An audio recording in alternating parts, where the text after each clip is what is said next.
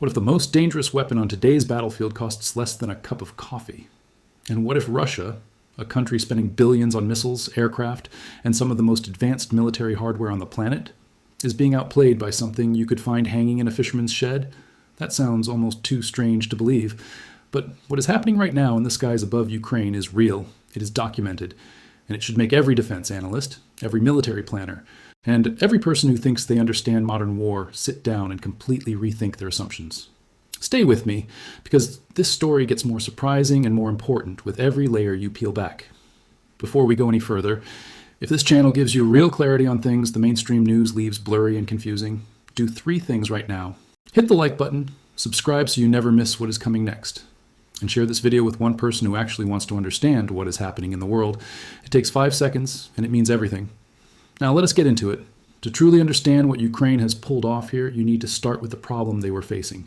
Because this net idea did not come from a laboratory with unlimited funding and years of peaceful research. It came from desperation, from engineers and soldiers staring at a crisis and needing an answer fast. Russia has flooded this battlefield with drones. Not just the large, visible ones you might have caught on the news. The truly dangerous threat, the one that has fundamentally changed how soldiers survive or die on these front lines, is the small, fast, first-person view drone. People call them FPV drones. An operator puts on a pair of goggles and becomes the drone. They see exactly what the machine sees. They fly it like they are sitting inside it. These drones can chase a soldier down a trench. They can follow a vehicle through a tree line. They can thread themselves through a window and detonate on contact. They are agile. They are fast. They are almost silent until they are very close. And they are terrifyingly cheap to build. Here is where the economics of this conflict become genuinely brutal. A modern surface-to-air missile can cost anywhere from $50,000 to several $1 million per shot, depending on the system.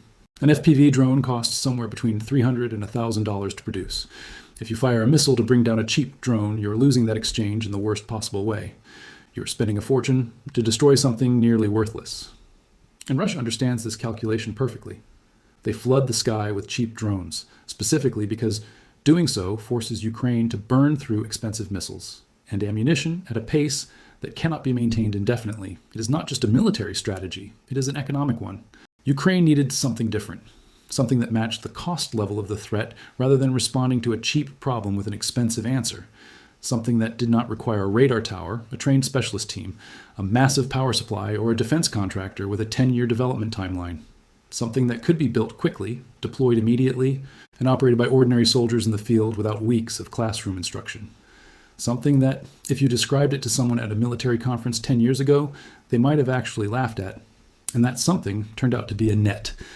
The system receiving the most serious attention right now was developed by a Ukrainian company called Pashka Drones. What they built is an interceptor drone, a drone whose entire purpose is finding, tracking, and catching other drones in the air. But instead of ramming its target or carrying any explosive, it launches a folded nylon net from a compact module mounted underneath its body.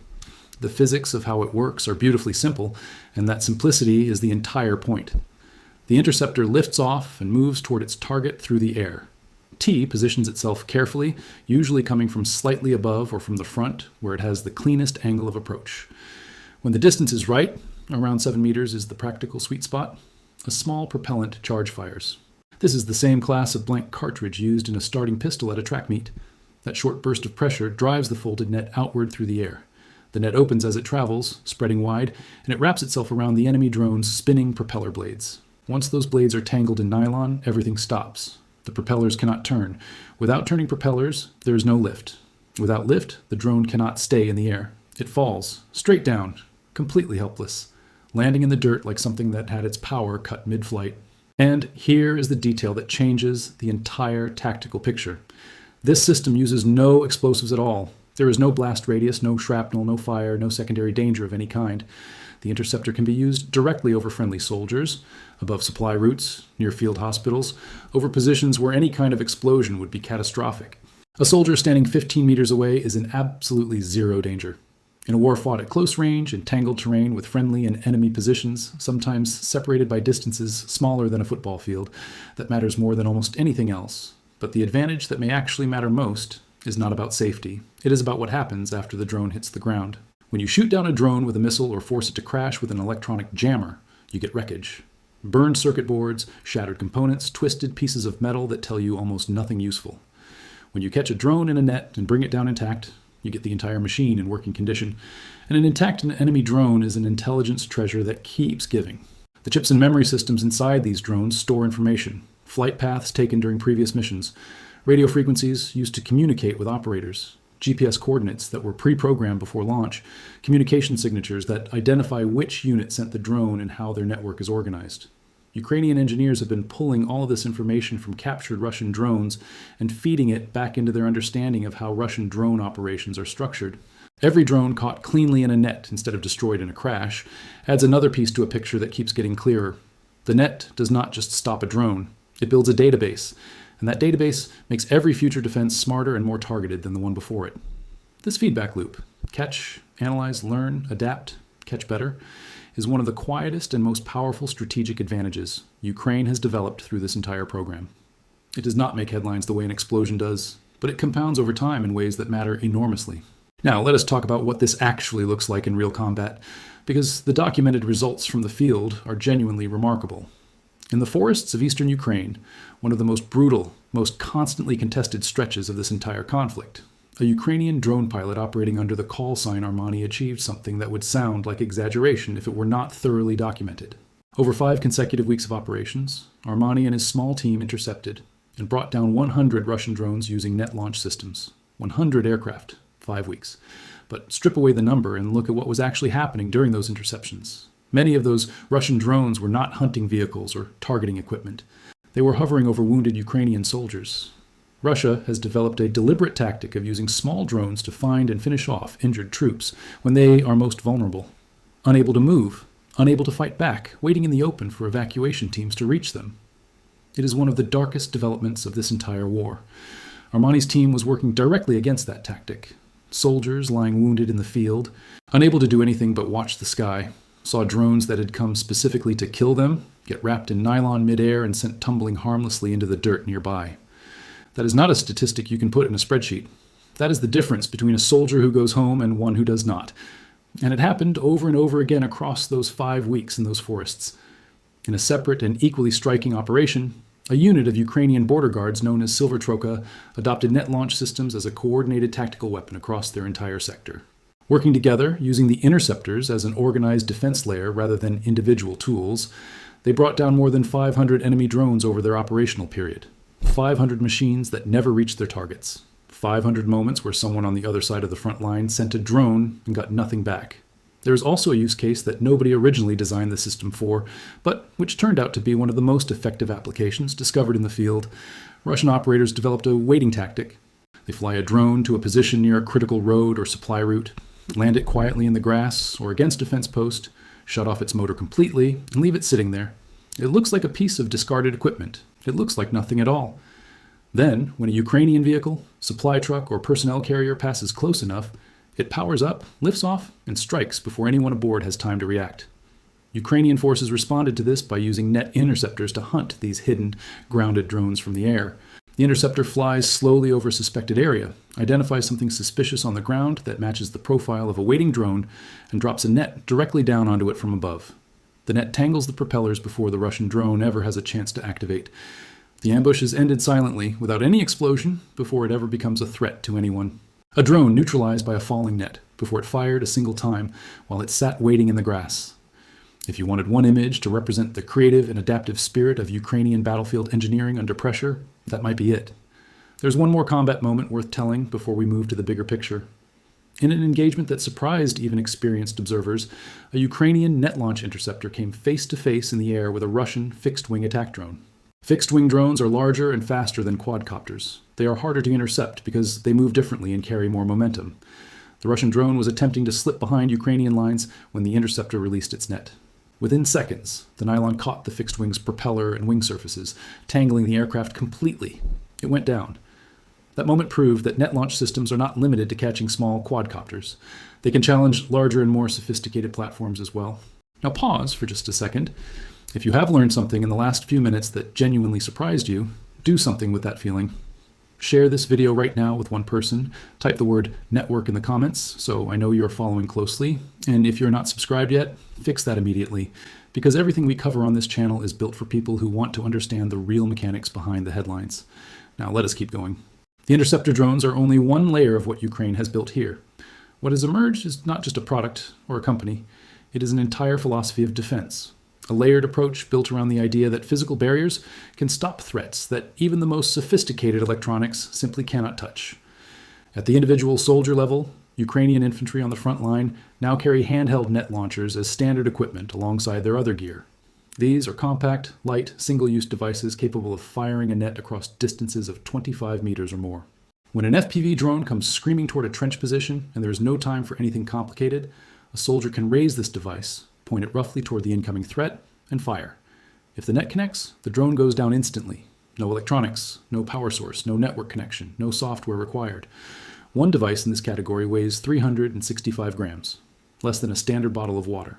A soldier can carry several of them alongside normal combat equipment without significant additional burden. And, unlike any electronic jamming system, these cannot be defeated by a software update on the Russian side. You cannot write a patch that defeats nylon in physics. The laws governing what happens when fibers wrap around spinning blades do not receive firmware updates. Then there are the static defenses, and this is where the story takes a turn that feels almost poetic when you sit with it long enough. Along important supply routes, above artillery positions, stretched across checkpoints and river crossings and logistics hubs, Ukrainian units have hung ordinary fishing nets, the kind a commercial trawler drags through the ocean looking for fish. These nets were donated in significant quantities by several European countries and strung at low altitudes across areas where fast-moving drones are known to fly at night and in poor visibility.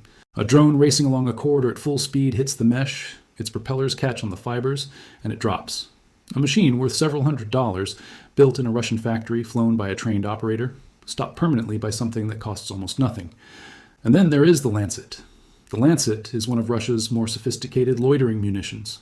It is designed to cruise over a target area, search for high-value equipment, and then dive onto whatever it identifies as most worth destroying.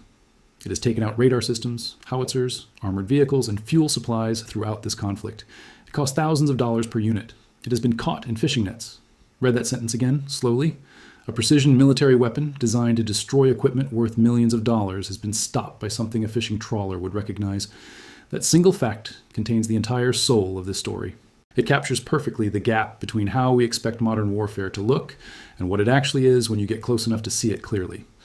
Now let us talk about what Russia has been doing in response, because they have not been watching this happen without reacting. And how they responded tells you something important and revealing about the difference in thinking between the two sides. Ukrainian engineers largely built purpose-designed interceptor systems from scratch.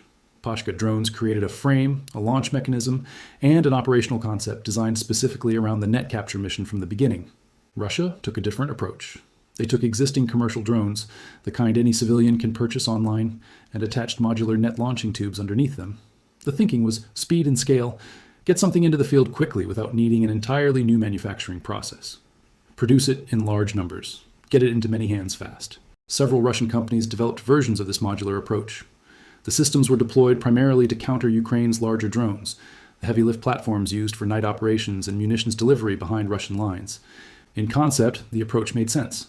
In practice, it ran into consistent and serious problems. Early Russian net systems had effective engagement ranges of only 4 to 5 meters. Catching a fast-moving drone at that distance requires timing so precise it borders on impossible under real operational conditions.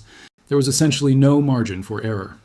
Documented friendly fire incidents emerged, where the chaos of multiple drones operating simultaneously in the same airspace led to interceptions of the wrong aircraft. And critically, unlike Ukraine's systems, which were designed with intelligence gathering as a core objective, Russia's approach treated the net as a first attempt, with a kamikaze crash as the automatic backup if the net failed. Capture was never the real priority. Destruction was always the fallback position. One of Russia's more advanced projects in this space involves an autonomous quadcopter with artificial intelligence built into its systems. It can search for targets independently, lock onto a drone without human input, and make its own decision about when to fire the net. The human operator only needs to give final approval. If the net misses, the system is reported to switch automatically to a direct collision as a backup measure. That escalation, from capture to kamikaze, says something significant about the philosophical difference between the two approaches. Ukraine treats every interception as a learning opportunity. Russia treats every engagement as primarily a destruction problem. One side is building a system designed to get smarter. The other is building a system designed to destroy no matter what happens. That difference compounds over time. Every drone Ukraine catches intact feeds information back into a system that improves the next engagement. Every drone Russia destroys leaves nothing behind but a small reduction in Ukraine's inventory. The side that learns faster will adapt faster. And in a war that has already lasted far longer than most people predicted, the ability to adapt faster may matter more than any single weapon. The technology is also moving toward a future that changes the entire picture significantly. Unmanned ground vehicles, robots, are now being integrated into this net defense ecosystem and deployed to guard fixed positions without requiring any human presence nearby. One robotic vehicle carries 8 separate net launching units mounted to cover different angles simultaneously. Engineers describe the effect as a protective dome, a defensive zone around the vehicle that it maintains automatically, capable of responding to a drone attack from any direction, without a human operator needing to be watching or present. Another system uses artificial intelligence cameras to detect incoming drones at 50 meters range, track them continuously, and engage with simultaneous net launches from 3 different directions when the drone enters a 15-meter kill zone. There is no clean angle of escape. 3 nets arriving from 3 directions simultaneously remove every option a drone's programming might attempt to execute. Think carefully about what that means for protecting a field hospital, a fuel depot, a command and control post, an ammunition storage point, a robot sitting in position, watching every direction at once, needing no sleep and no rotation schedule, capable of stopping a drone threat before any nearby human even processes what is happening, and doing all of it without a single explosion, without any risk to the people it is protecting. That is not a future concept being developed in a quiet laboratory somewhere. That is being tested in active operational environments right now, in a real war, against real threats. Let us now step back from the individual systems and look at the larger lesson being written here, because that lesson extends far beyond this conflict and will shape how militaries around the world think about air defense for the next generation. For decades, serious military planning around air defense was built on complexity and cost. Radar networks feeding targeting data to missile batteries, operated by specialist crews inside layered command structures. The assumption underneath all of it was that defending airspace required significant investment because the threats that mattered were expensive and sophisticated. Cruise missiles, combat aircraft, ballistic rockets. Against those threats, you genuinely do need complex and costly systems. That logic was sound for those specific problems. What this war has exposed is a massive blind spot in that thinking. The cheap, fast, swarming drone exists in a space that traditional air defense was never efficiently designed to handle. Firing a surface-to-air missile at a $300 drone is not a defense strategy. Done at scale, across hundreds of kilometers of front line, every single night, it is a slow financial collapse that happens to look like defense until the stockpile runs empty. Ukraine, pressed into a corner with limited resources and unlimited need, found the answer that well-funded defense establishments had not fully committed to pursuing: match the cost of the threat. Use physics where electronics are vulnerable. Build systems that ordinary soldiers can operate without months of specialized training. Layer them so that what one layer misses, the next one catches. Make the whole system cheap enough to sustain indefinitely and fast enough to evolve with the threat. Fishing nets, handheld launchers, purpose-built interceptor drones, AI-guided robotic vehicles, each one imperfect on its own. Together, forming something that cannot simply be overwhelmed by adding more numbers to a swarm attack. Every military watching this conflict, and every serious defense organization in the world is watching this conflict very carefully, is absorbing this lesson right now. The question is, which ones will take it seriously quickly enough to matter? And which ones will wait for an expensive next-generation solution to a problem that cheap solutions are already addressing effectively today? There is one more dimension to this story that deserves attention before we close. The unmanned ground vehicles and the robotic integration of net systems point toward a battlefield that looks fundamentally different from anything military planners designed their doctrines around. A future where the sky above every valuable position is actively watched by a machine that never gets tired, never loses focus, never needs a break, and can respond to a threat faster than any human reflex. A future where the cost of attacking a position must account for the possibility that the attack will be caught, recorded, analyzed, and used to make the next defense even harder to penetrate. That future is being built right now in one of the most difficult operating environments imaginable. Not in a testing facility with controlled conditions, not on a proving ground with safety observers and reset buttons. In a real war against a real enemy with real consequences for every failure. The engineers behind these systems do not get to go back to the office and rewrite the code after a setback. The soldiers using them do not get to pause and request a better version. They adapt in place, under fire with what they have. And the results they are producing: 100 drones caught in 5 weeks, 500 intercepted across a sector, fixed-wing platforms brought down by nylon, are a direct product of that kind of pressure. There is something in that which goes far beyond military technology or strategic analysis. It speaks to what becomes possible when necessity is real enough to strip away every comfortable assumption and force people to ask the most honest version of the question. Not what should work in theory, not what looks impressive in a presentation, what actually works right now in these conditions against this specific threat with what we have available today. Ukraine asked that question while cities were being hit and soldiers were dying, and the answer that came back was a net, a blank cartridge, a small drone. Physics applied at exactly the right moment. Russia, with all its manufacturing history, all its military tradition, all its defense industry investment, is still working out a clean answer to it. That is what this story is really about. Not just a clever device, a way of thinking under pressure that produces answers more expensive and more comfortable systems never found. And that way of thinking, born in the most difficult possible conditions, may turn out to be one of the most consequential military contributions to come out of any conflict in recent memory. If this video gave you something real today, a clearer picture of how this war is actually being fought, a new way of thinking about what power means on a modern battlefield, then do something with that. Share this video right now with someone who would genuinely want to see it. Leave a comment and tell me which part of this story surprised you the most. And if you watched all the way to this moment and you're still not subscribed, there has never been a better time. Hit that button, because what is coming next on this channel is something you absolutely do not want to arrive late to. The world is moving fast. The least we can do is understand it clearly.